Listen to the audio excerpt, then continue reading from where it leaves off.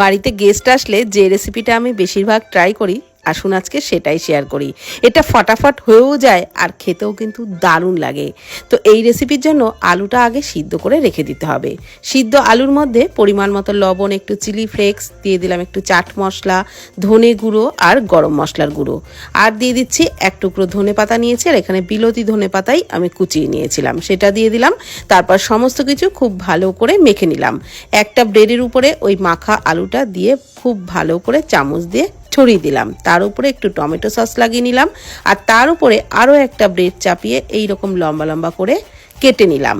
একটা ব্রেডকে 4টে ভাগে কেটে নিলাম। এইবার একটা বেসনের গোলা বানিয়ে নেব। তার জন্য একটা পাত্রের মধ্যে হাফ কাপ বেসন, 2 টেবিল চামচ সুজি, পরিমাণ মতো লবণ, একটু চিলি ফ্লেক্স, একটু দিয়ে দিলাম জোয়ান আর চাট মশলা, গরম মশলার গুঁড়ো, সামান্য একটু হলুদ গুঁড়ো, অল্প ধনে পাতা কুচি আর অল্প অল্প জল দিয়ে একটা মিডিয়াম ঘনত্বের ব্যাটার তৈরি করে নিলাম।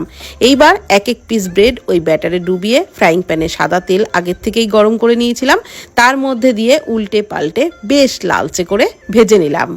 তো এইভাবে ভেজে গরম গরম চা বা সসের সাথে পরিবেশন করি, যাকেই দিই সেই খেয়ে খুব নাম করে।